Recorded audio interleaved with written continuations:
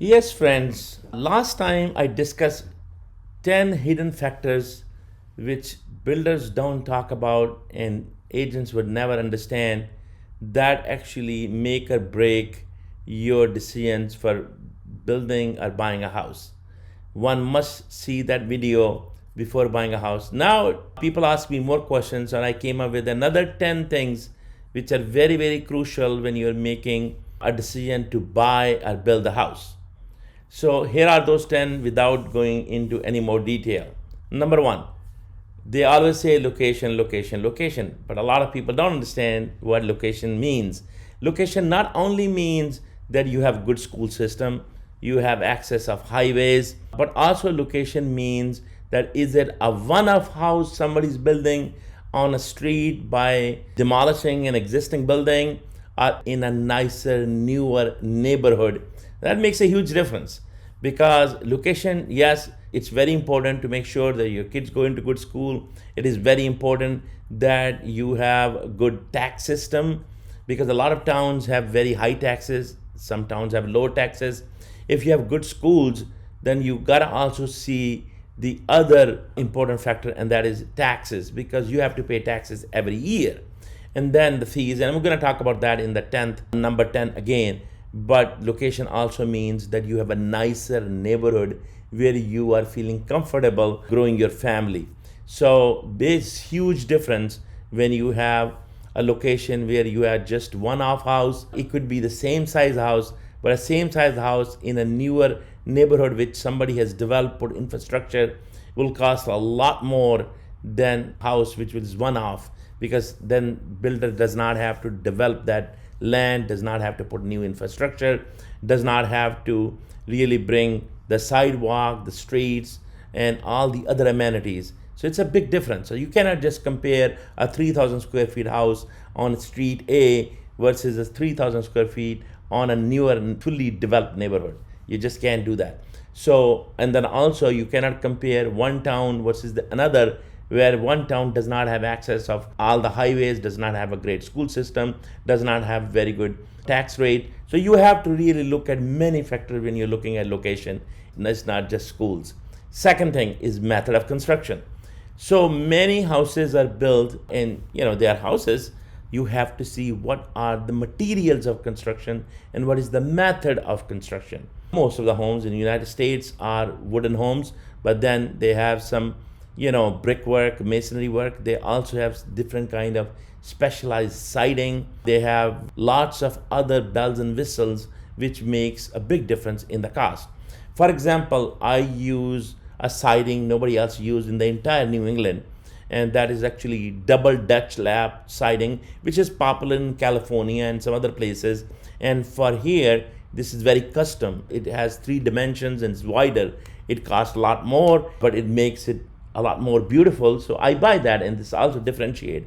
The other thing is windows, and then we will talk windows in energy efficiency as well. But how many windows you would put, what kind of windows they are, what color they are, that makes all the difference in the cost. So when you're looking at the house, you're not just looking at a box, but you're looking at how this box is built, whether this has under garage or attached garage, whether it has walkout basement or not walkout basement, because that's all important. The other thing which is very, very important and has become more important in recent years and before, that's energy conservation. So there are certain codes you have to meet, but those are the minimum codes by law. But then if you are a great builder, then you're definitely doing much more than the minimum code. So you can use, for example, bats. So 10 year ago, a 20 year ago, a house built 20 year ago and today is totally different because the code is different. Code means minimum requirement is different. 10, 15 years ago, you could build a 2x4 wall. Now it has to be a 2x6 wall, which means it has to have a thicker insulation, hence more money, but hence more energy conservation. Likewise, there was leakage in the house that you could have 10 years ago, 10% leakage. Now you can't even have 3% leakage. So there are codes you have to meet, and then also now you have to have continuous airflow before you do it. You need to have electrical vehicle You need to have solar panel availability, space availability for solar panel. There are a lot of things you have to do today which you did not have to do before. So the house prices are not changing because of raw material prices. No doubt raw material and labor prices have gone tremendously up, but there are new trends and new codes you have to meet, and those trends and codes are not there just to make your cost up, but they're there to save energy and lower your bills. So your operation cost has to be looked at. We're going to talk about it a little bit more later. And then you got to also see how this basement is built and how big is the basement. A lot of people don't understand. They only look at the square footage and they don't look at the volume, and they don't look at how the basement is built. I always tell people that if you really want to see the longevity of the house and how the house is constructed, you must go into the basement and see how big the basement is and how is the basement built. If basement is underground fully and it is pretty smaller, then it means that the builder cost is much lower. So I always, for example, one way or the other, I always build walkout basement, even if the grade does not allow, but there are other methods which cost money, but I build walkout basement. In many cases, my houses are built with all above ground walkout basement, and in some cases, partial walkout basement. My basements are a lot bigger than other typical builder because my footprint is bigger, and I am not kind of using just the 4-bedroom size, but I'm also providing a flow, which we're going to talk in the flow, where you have double story foyer and all that. So you require a certain footprint to do that. So you got to see the size of the basement, the location of the basement, the flow of the basement, and then whether the basement is finished or not finished, and what kind of insulation that has, because that affects the entire house too. If the basement is not insulated or not insulated fully, and if it does not have certain flow, then that impact your overall utility of the basement and of course the overall price. And then you got to see how the flow, the design flow of the house.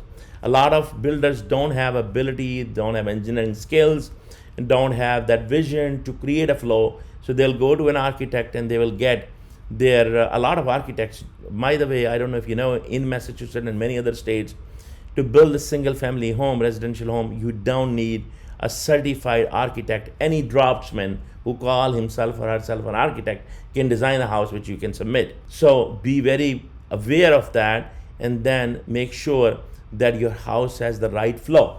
So right flow means that where is the kitchen, where is the family room, the living room, the dining room. Like for example, I always provide in-laws living section in the first floor of the house. So you might ask, well, I do build decent sized homes, but a lot of time I have seen in decent sized home, they have a study room, but they don't have any in-laws section, and they don't have a full bathroom. They have a half bathroom on the first floor for that reason. But I provide a full bathroom, which is Jack and Jill. It does two things. A, it provides a bathroom for the guests who are visiting. B, it actually also provides you a full shower and access to the study room or the bedroom that would basically have all the bells and whistles. It will have the legal windows, the smoke detector, the closet, and full bathroom access. So if you have in-laws coming in, and even if you didn't plan for it, you have a place on the first floor, so you don't have to go to the second floor. You can enjoy your second floor privacy. And likewise, that how the flow goes from the front of the house when you enter into the front door or from the garage door, and how the windows are providing both the light and air ventilation. All those things matter, and especially I also even look at Vastu. Vastu has a lot of benefits too, but again, all those things somebody has to think through and design, and you can only think through and design if you have design capability and if you have also vision to build those needs. And then of course, kitchen and bath. Everybody wants good kitchen, good bath, but they don't realize that what really make a good kitchen a great kitchen, and then what would be, a lot of time, a lot of builders I've seen, they just put plastic tubs everywhere, whereas we try to provide a lot of tile showers, and even shower floors are tile, but we make sure that we put rubber underneath, and we do proper insulation all around the bathroom, and then also proper leakage prevention in case of any water splashing or whatnot, and then also what kind of cabinetry is used in the bathrooms and in the kitchen, and then what is the height of those cabinets, what kind of lighting is provided, what kind of tiles are in the bathroom. So all those things one has to look at and should put in the specs. And then of course, volume versus square footage. A lot of time our friends only look at square foot. They say, oh, what is it per square foot price? They don't look at the height of different sections. For example, the height of the basement is very important. Very few people really look at it or appreciate. So that's very important. What is the height? It's not just the 8 feet. Even few inches above 8 feet makes a huge difference. But a lot of time people only have 7 feet basement height. Then you go into the first floor, and then what is the height of the first floor? What is the height of the second floor? And especially your main bedrooms. So we provide, a lot of time 10 to 12 feet height for at least the largest of the master bedroom. So those things need to be looked at. All those things cost money. It really costs money.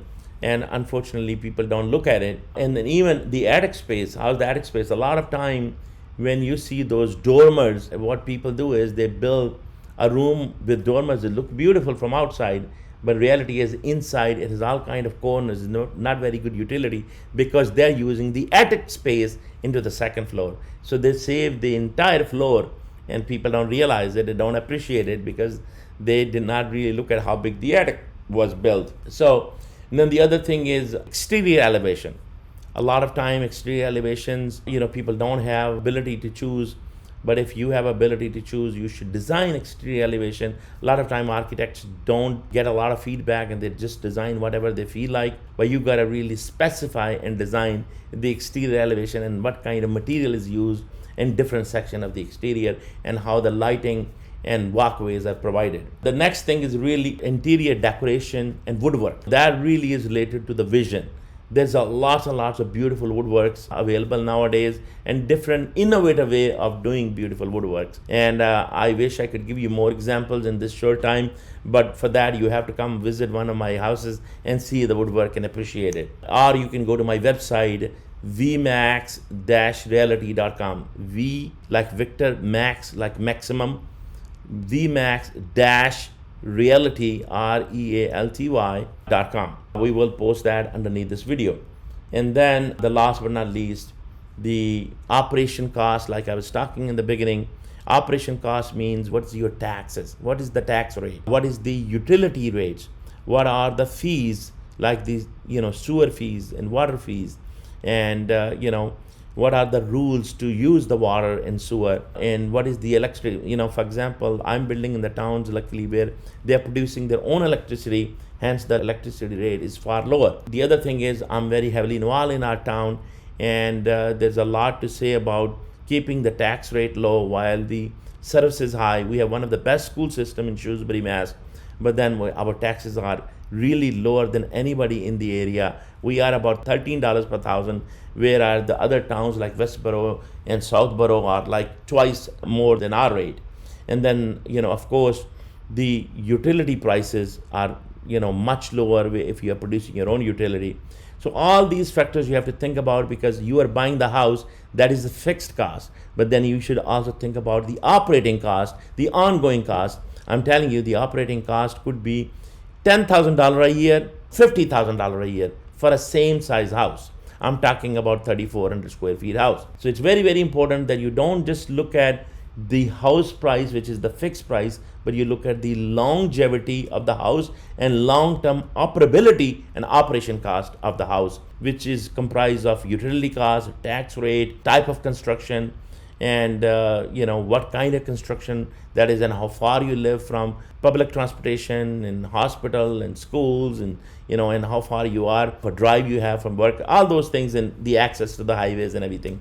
So there are definitely more we can discuss, but till next time, just enjoy this and have a great house in future if you're in the market to buy.